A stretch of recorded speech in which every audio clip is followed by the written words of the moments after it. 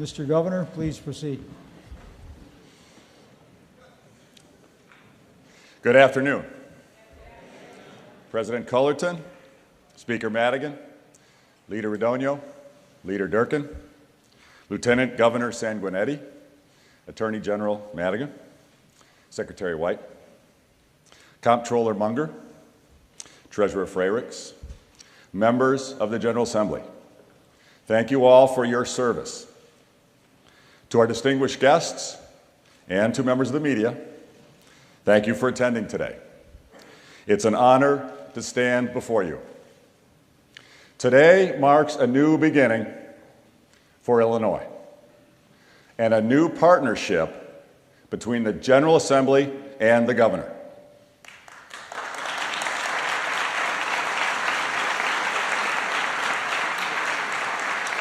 Last November, voters made it clear they want bipartisan government. They want a government where people come together to solve problems and get things done. They don't want partisan bickering, political infighting, or personal conflict to get in the way of serving the needs of the families of Illinois. All of us were elected to do a job, to deliver real results, to serve the people of Illinois to the best of our ability. Thank you.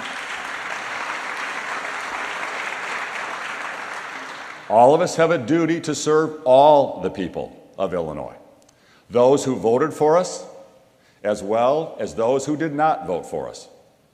The good Lord didn't make us Republicans or Democrats. He made us in His image to do His work, to help each other, to make the world a better place. We all have a moral duty to serve the long-term interests of the people of Illinois, to focus on the next generation, not the next election. I am personally committed to working closely with you, each and every one of you, meeting together, solving problems together, listening and learning from each other. Together, we will do great things for the people of Illinois. We will once again make Illinois the greatest state in the greatest nation on earth.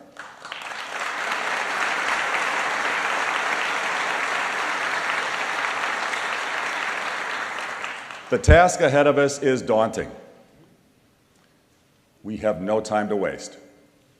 At the beginning of today's session, each of you should have received a copy of our policy agenda. It is bold, aggressive, and comprehensive. It is both very necessary and very doable. In our agenda, each of you will probably see some things you don't like.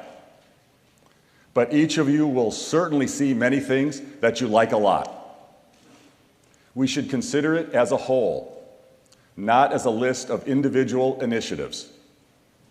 We must choose to see the big picture, an overall package that will lift up all of the people we've been chosen to represent. With that as our common goal, there is no doubt that we can, together, as partners, get big things done. Let us commit to doing the people's work. Over the past dozen years, 275,000 more people decided to leave Illinois than chose to come here. That's like the cities of Springfield, Decatur, and Champaign all completely disappearing. And over that same time period, the states around us have been kicking our tails. The worst performing of our neighboring states has had 6.5 times the job growth per 1,000 people as Illinois has had. Iowa's had more than 15 times the job growth that we've had. Last summer, I met the Grip family, Michael, Andrea, and their children of some of the luckier ones. Michael lives in Illinois, and he wants to stay here.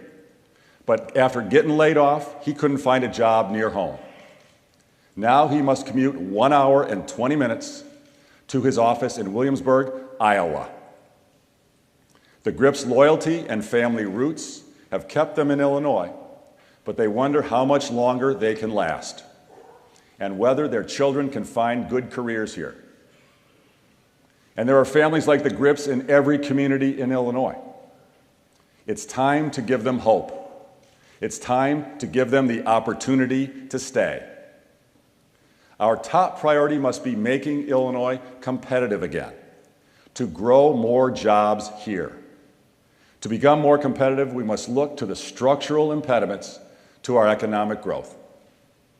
Our workers' compensation, unemployment insurance, and liability costs all rank among the worst in America.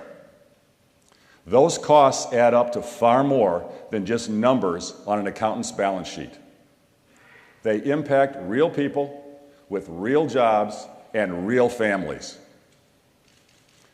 Onesimo Gutierrez is in the gallery today. For 18 years, Onesimo has worked at the Sealy Mattress Factory in Batavia. Recently, he got a letter saying their plant is being moved to Indiana, and the plant in Illinois is expected to close this spring. It is heartbreaking that what is happening to Onesimo is happening to countless others throughout our state. 2.5 years ago, Modern Forge Company, a 100-year-old family-owned manufacturing business, began moving its operations to Indiana from Blue Island, Illinois. Modern Forge employs 230 people. In Illinois, it paid between $700,000 and $1.5 million a year in workers' comp premiums. In Indiana, the same premium is $250,000.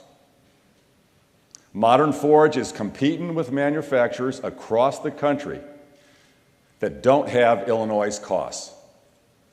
Modern Forge needed to move to stay competitive. Since then, they've hired 100 new Indiana workers. And today, almost half of its workforce lives in Indiana. Leaders in both political parties, including Attorney General Madigan, have advocated for much-needed reforms that address the shortcomings of the workers' compensation law that was passed in 2011. Working together, we can create a common-sense system that protects and fairly compensates those who are injured on the job, while also assuring that both public and private employers are not overburdened by an irrational system.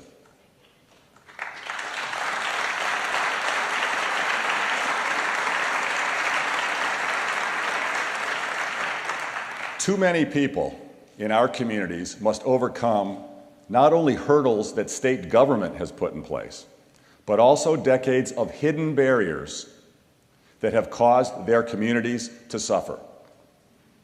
Approximately 80% of individuals in Illinois apprenticeship programs are white, even though Caucasians make up fewer than 63% of our population. Whatever the reason for this disparity, it has gone on for too long.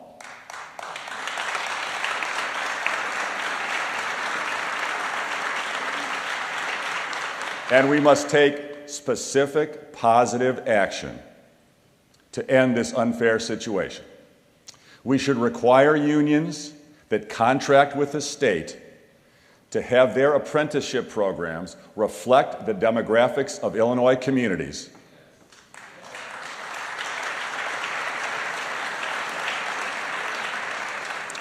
And to have their membership on public construction projects reflect the diversity in the surrounding area.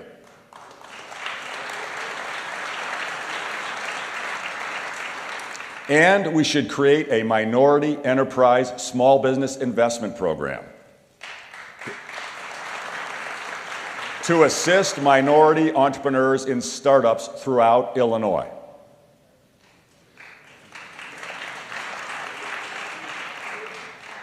We must also help those workers who are barely getting by raising the minimum wage.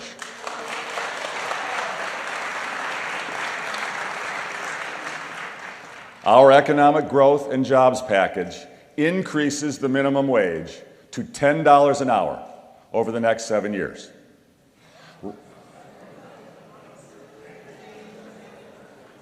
Raising the minimum wage in conjunction with improving the overall jobs climate will make Illinois more competitive and create a booming economy while increasing incomes for hardworking Illinoisans.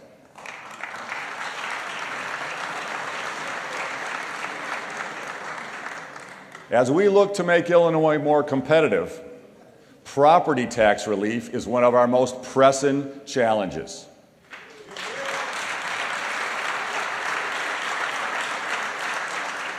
Our property tax burden is one of the biggest impediments to growth, and it hurts both businesses and middle-class families. The average homeowner in Illinois pays more than 3 times the amount of property taxes as a homeowner in Indiana, more than an additional $3,000 paid out of the family's budget every single year. Take, for instance, Christine Dalgapole. Christine is in the gallery here with us today. She bought her home in 1978. At the time, her taxes were $1,100. By 2013, her taxes were $4,797. Even after accounting for inflation, Christine's taxes have almost doubled. Even after getting a senior exemption and almost yearly appeals. And she's not alone. Over the past decade, the average property tax bill has increased nearly 33%. Meanwhile, real family incomes in Illinois have gone down. Families have been left with less income and more taxes. Our property taxes are out of control and are crushing middle-class families. Illinois' high property taxes have skyrocketed because state and local governments have been unable or unwilling to control their own spending.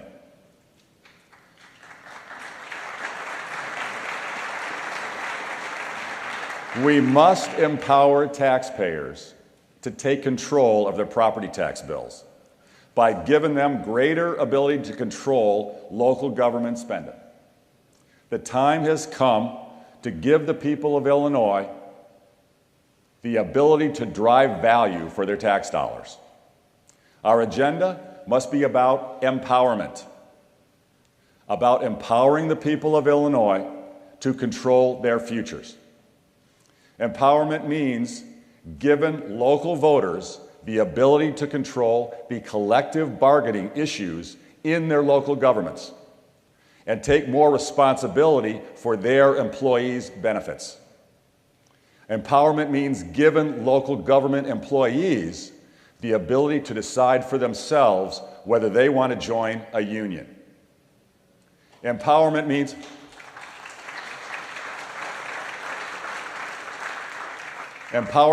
giving governments the ability to lower costs by reforming project labor agreements and prevailing wage requirements that block true competitive bidding.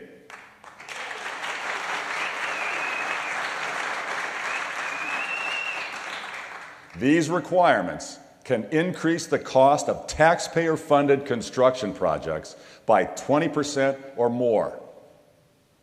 At the Illinois Tollway, uncompetitive bidding has cost toll payers over $1 billion since 2005.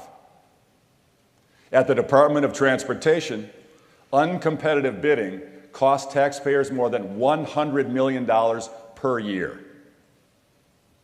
Reforming the prevailing wage laws could save our schools nearly $160 million every year. We must restructure the bidding for construction projects at every level of government because reforms will save taxpayers billions. And we can reinvest those billions in even more capital projects to help our schools and our communities. Empowerment means giving taxpayers the ability to consolidate local governments to control costs. Illinois has the most governments in the country, nearly 7,000 local units. And the taxpayers of Illinois can no longer afford all of them. DuPage County Executive Dan Cronin is with us today in the gallery.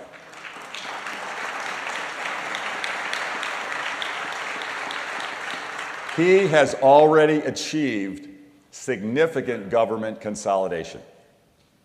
To date, his reforms have generated a projected $100 million in taxpayer savings through joint purchasing, shared services, employee benefit reforms, and modifications to procurement practices. Congratulations, Dan. You're a role model for all of us.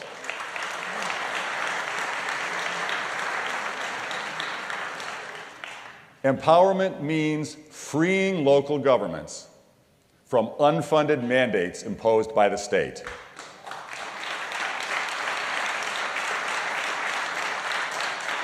We impose more than 280 unfunded mandates that cost local communities billions. In the days ahead, I will be asking Lieutenant Governor Evelyn Sanguinetti to work with leaders like Dan Cronin on consolidation efforts, as well as ways to reduce costs imposed on local governments. We must also empower voters to decide for themselves whether they want their communities to become employee empowerment zones. These zones will give employees the freedom to choose whether or not they want to join a union. Local communities, local voters deserve this option so that they can compete with other states and other nations for new businesses and new investment.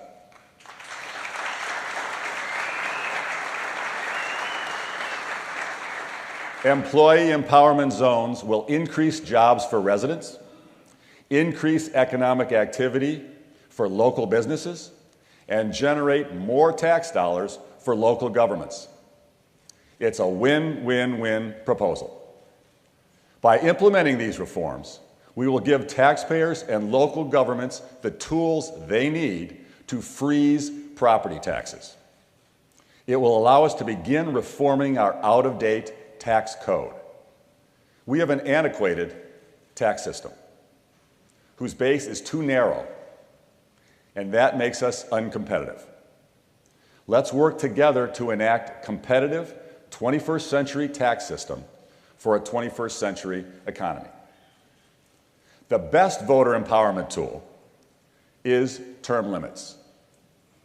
Term limits overcome the power of incumbency and help bring fresh thinking to government. Let's finally give the people a chance to enact term limits by putting that constitutional amendment on the 2016 ballot and let the voters decide.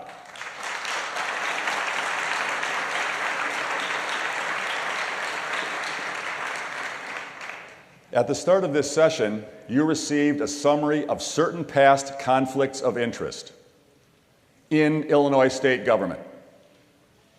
We must eliminate this sort of political dealing. Government unions should not be allowed to influence the public officials they are lobbying and sitting across the bargaining table from through campaign donations and expenditures.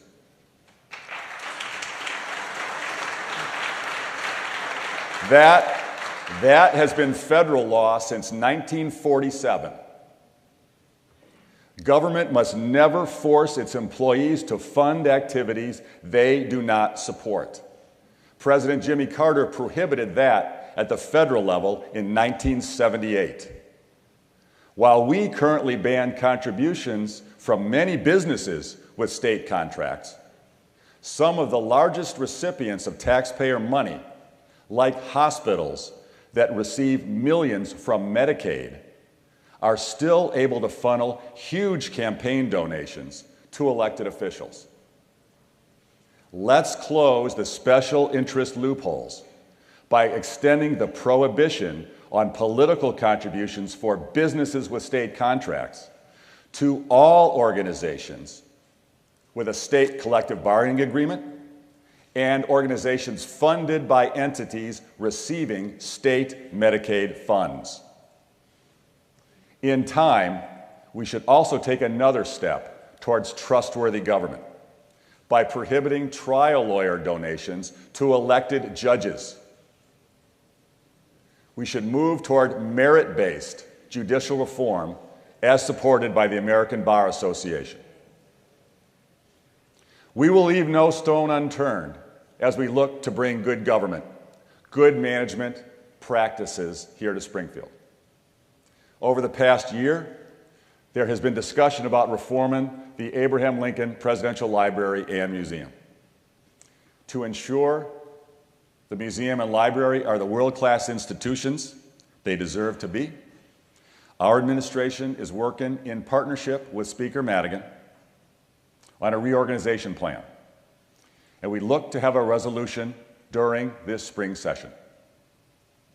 And we've already spoken about the need to merge the Comptroller's Office with the Treasurer's Office. Doing so would save taxpayers $12 million per year and would be a fitting tribute to Judy Bar Topinka's legacy. Let's make Judy's amendment a reality.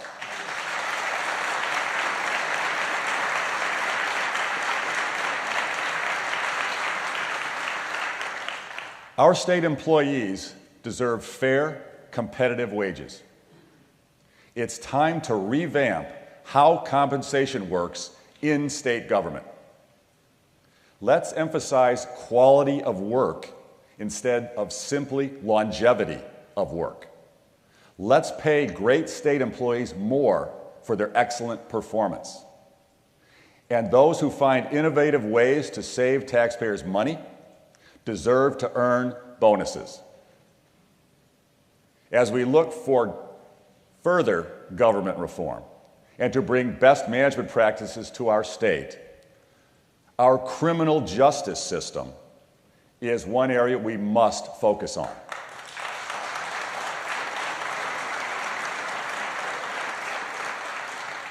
We have to both prevent crime from occurring and reform the parole system and the reentry process so that the same people are not returning to prison over and over.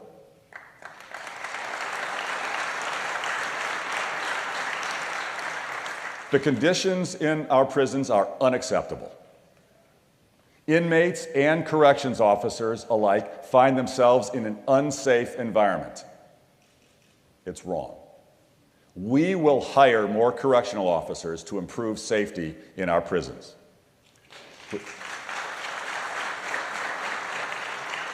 We will also continue to invest in adult redeploy. Since its implementation in 2011, Adult Redeploy has diverted more than 1,900 offenders into community-based programming. Congratulations to all of you in the legislature who supported Adult Redeploy. Let's continue to build on these corrections reforms. Now let's talk about the most important thing we do together as a community: education. I promise to increase education funding, and I will keep that promise. We will increase K-12 education support. This increased support will particularly help our most disadvantaged school districts. And our budget will increase funding for early childhood education so that more at-risk children can enter kindergarten ready to succeed. From cradle to career, our children's education needs to be our top priority.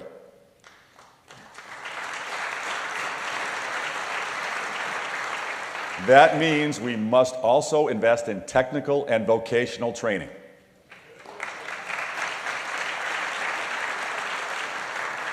We used to emphasize these programs in our high schools and community colleges, but those efforts have been fading.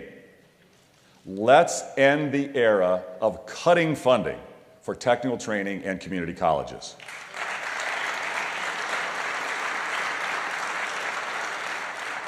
Every child deserves access to excellent schools. But that's not what every child's getting in Illinois. Too many students are trapped in failing schools or schools that are not a good fit for them. We can give them better. We must give them better. Lucy Reese is with us today in the gallery. Wave, Lucy. There she is. She lives in the Roseland neighborhood in Chicago and sends her children to public charter schools. She made that decision because they offer longer school days, enhanced learning opportunities, and variety for her kids.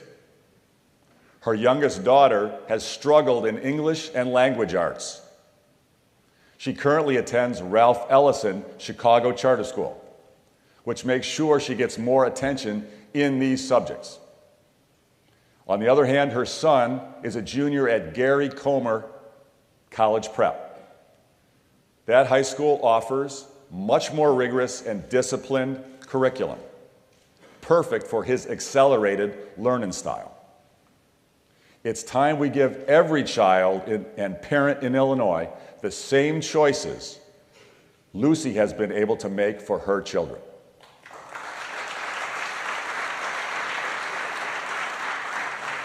Our Student and Career Success Package will lift the cap on public charter schools and give parents and students more options.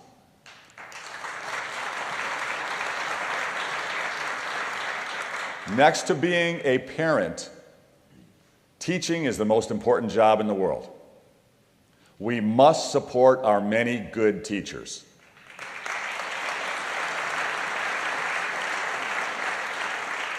That means putting more resources directly into classrooms, reforming the education bureaucracy, and rolling back costly mandates. Our education bureaucracy stands between state resources and the classroom. We must find ways to reduce it. Our students and teachers today are overwhelmed by too many tests. We must ensure that the amount of time we test our students doesn't get in the way of high-quality instruction.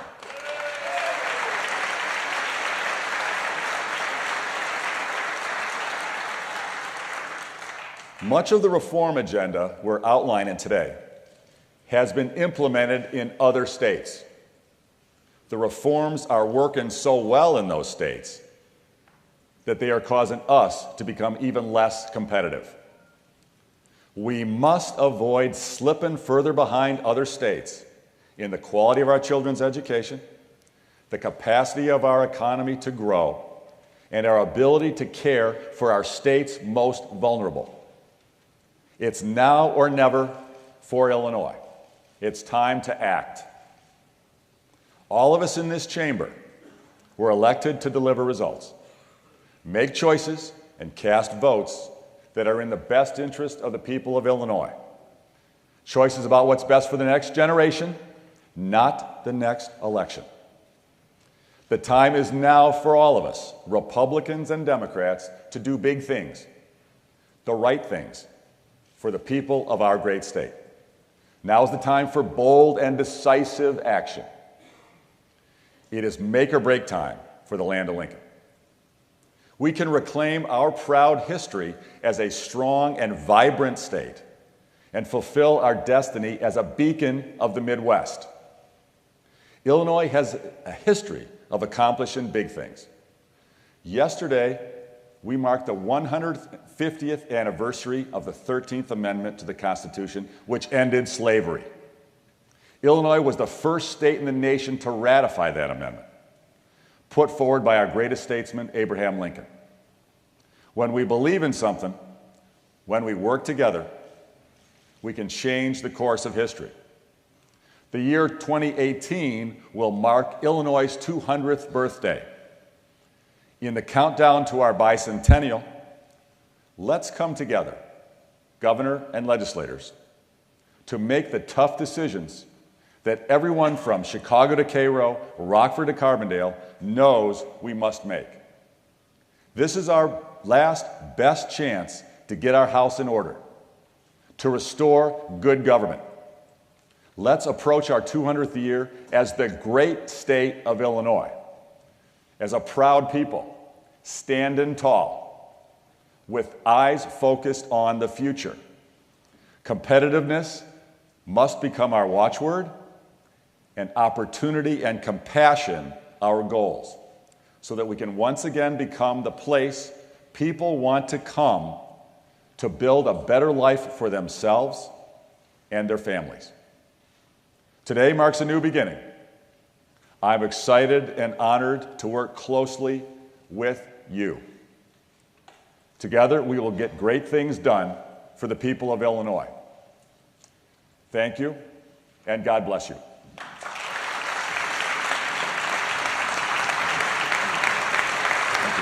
Thank you. God bless you. Thank you. Thank you.